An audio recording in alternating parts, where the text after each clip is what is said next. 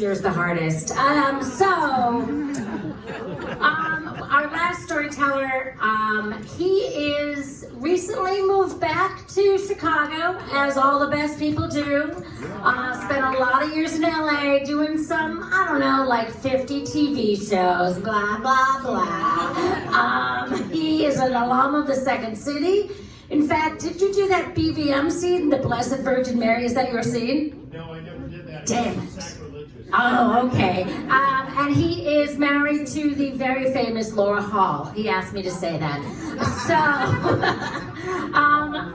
why don't we give him a big round of applause, because this is his first time here. He's back in Chicago. He can't believe that when it's cold, people actually go outside. And we do.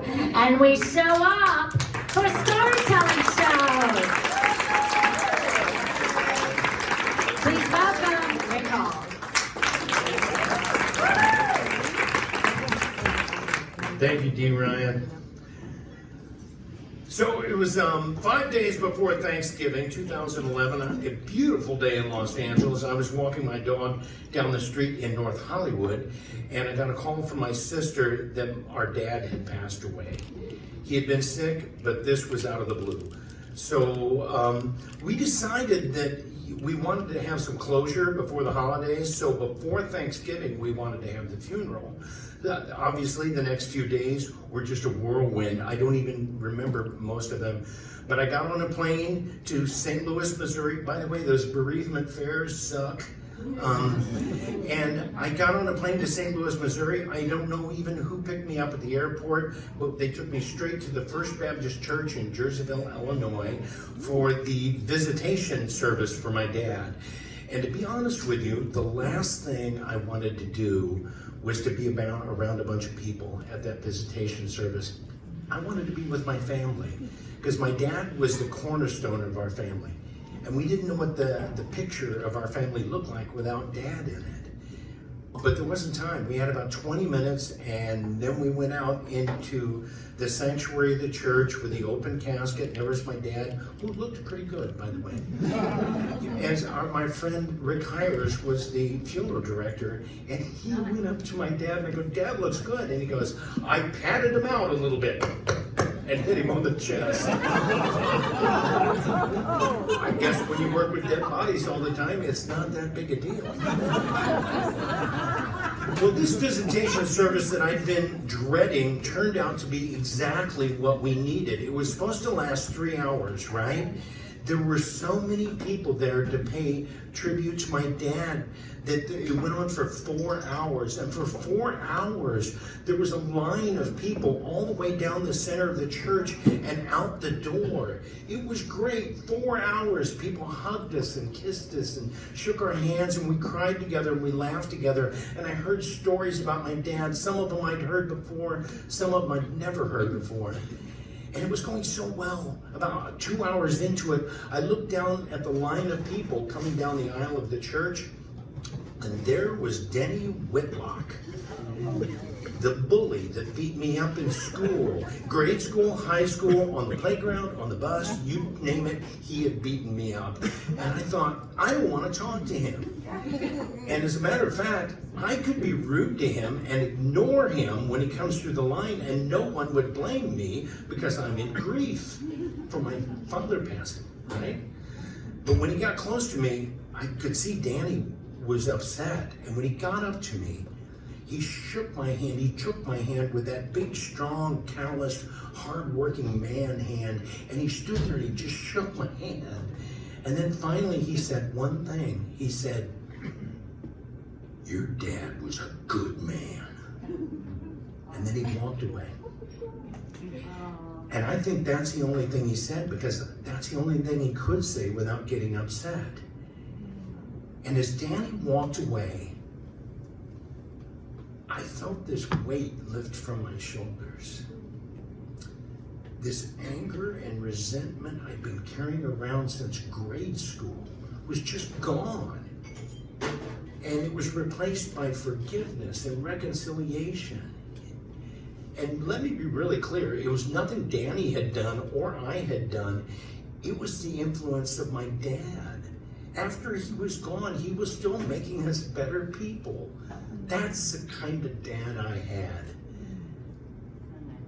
The next day was the funeral, and if I can say so, it was a really good funeral. Oh, it was. There was a lot of music, and there were tears, but there was also a lot of laughter. My dad loved laughter.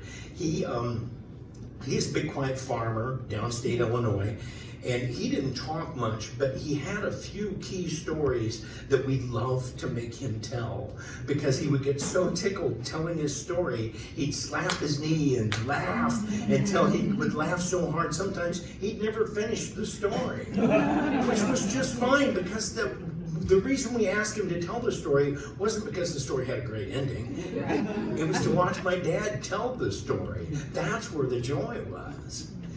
And after the funeral, we had that procession, that motorcade of cars, the funeral procession. As we drove through town, there was one police car in the front. There were 15 cars. In a small town, that's a lot of people. 15 cars filled with people. And we went through town, and there was one police car in front of us.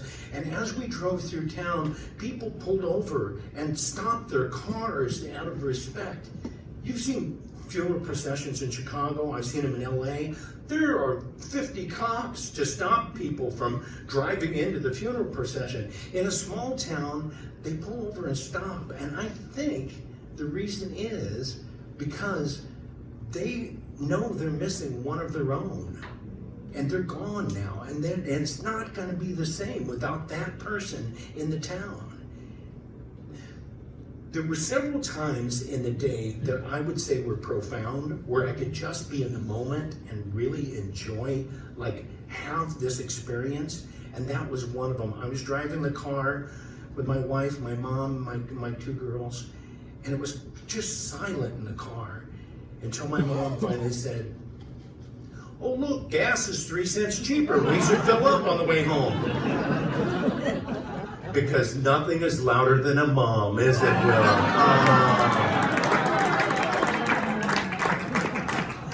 And you know what? My dad would have appreciated that, because my mom was a bargain hunter and she always saved the family money, and Dad would have liked that. He would have laughed. The funeral procession went all the way out into the country, past Mom and Dad's farm, really sweet, and the cemetery was like this bucolic picture of a cemetery. If I was doing a movie about a small town cemetery funeral, it would be this. There was a little white church, I'm not making it up, and then behind it was the cemetery, and you drove down a little gravel road, and in the back of the cemetery where my dad was going to be buried, there was a fence, and on the other side of the fence, cattle were grazing. I couldn't set dress this any better than it was happening. And as we pulled into the cemetery, my girls looked up and they saw that the VFW honor guard was there to honor my dad.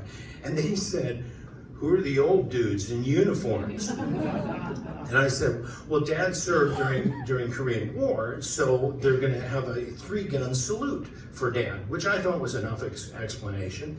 It was not. And I should explain a little bit about these guys. You've seen these VFW honor guard before. They are wearing the uniforms they wore when they were in the military 30, 40, 50 years ago. There were 4 of them, and 3 of them were huge. I don't know how they got in their uniforms, unless their wives lubed them up with Crisco and just slipped them into them. Their clothes fit them less like clothing and more like sausage casings. And then there was the other one, the captain of the troop. He was just the opposite, skinny little fella, and his uniform just hung on him. And to make it even worse, he was stooped over. Oh, poor guy. It's a sad story, isn't it? My dad's dead, and that's what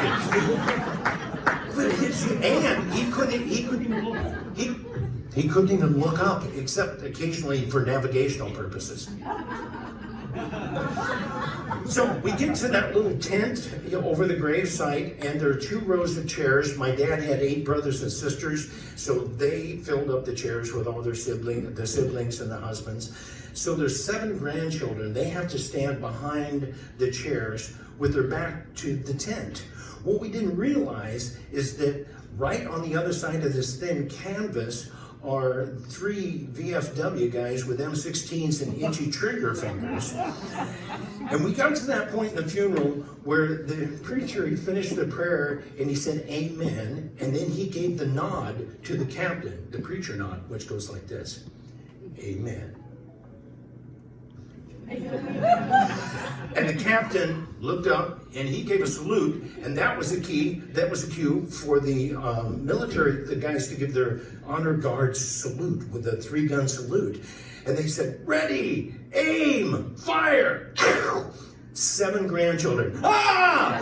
And they almost jumped over the first row of people.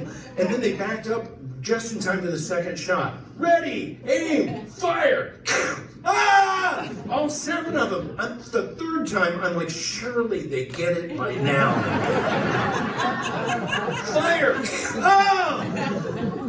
We adults are trying not to laugh because it's pretty darn funny, but we also know the most touching moment of the day is going to happen right now, the playing of taps on the bugle. And so we're all ready for it. Well, it turns out nobody in the local VFW troop knew how to play the bugle, so they had bought themselves a CD player shaped like a bugle. Go online, this thing exists, people. It's a silver bugle shaped like a CD, like a CD player shaped like a bugle. And all the guy had to do was put it to his lips and push the button. Well, evidently, he didn't know how to play the CD player bugle any better than he knew how to play the regular bugle because he pushed the wrong button. And instead of playing bum, bum, bum, bum, bum, bum, he pushed the button for reveille.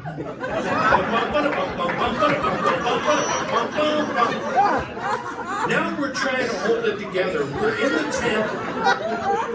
It's my dad's funeral, for crying out loud. We can't just sit here and laugh. And we're holding it together and the guy keeps playing. He thinks he's Herb Alpert or something.